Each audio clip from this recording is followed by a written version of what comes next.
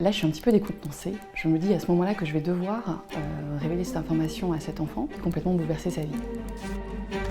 Je suis Audrey Lustremont, je suis généalogiste à Rennes chez Couteau Ring. Et pour Histoire en héritage, je vais vous raconter l'histoire d'un testament qui va bouleverser une vie.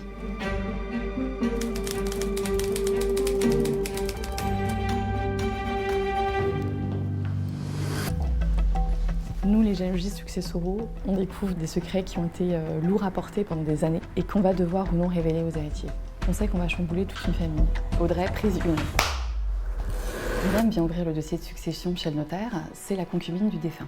Jean avait 91 ans, le notaire fait appel à moi parce que Jean a eu une fille lors d'une première union qu'il n'a pas revue depuis des années. En effet, il a divorcé de sa première épouse et il a quitté le foyer quand sa fille avait 6 ans. Il est parti, il n'a plus jamais donné aucun signe de vie, ni à sa femme, ni à sa fille. Le défunt avait fait un testament. Dans ce testament, il fait un legs universel au profit de sa concubine.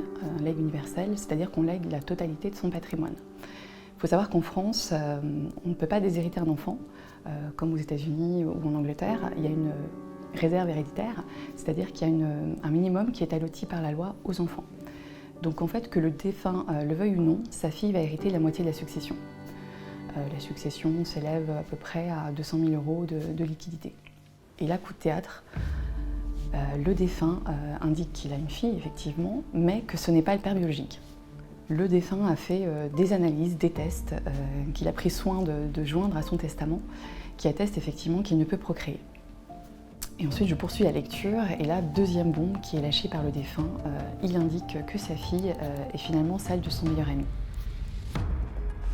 Là, je suis un petit peu décontenancée.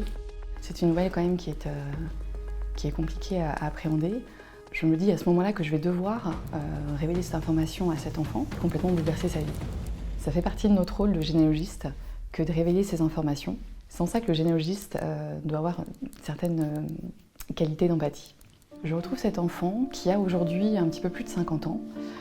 Faut se mettre à sa place, elle n'a pas eu de contact avec son père depuis qu'elle avait 6 ans. Je lui dis que voilà, son papa est décédé, qu'il a indiqué dans son testament ne pas être son père biologique. Quand j'ai annoncé à l'héritière que son père était finalement le meilleur ami de son père, ça a été vraiment une grosse déflagration et effondrer tout le château de cartes qu'elle s'était construit toute sa vie. C'est dur pour elle, mais aussi elle pense à sa maman. Parce qu'elle se dit, est-ce que je dois en parler à ma maman? Est-ce que je dois me confronter à son passé? Je ne sais pas si aujourd'hui cette héritière ou cette femme a eu réponse à toutes ces questions. Je ressors bouleversée de ce dossier.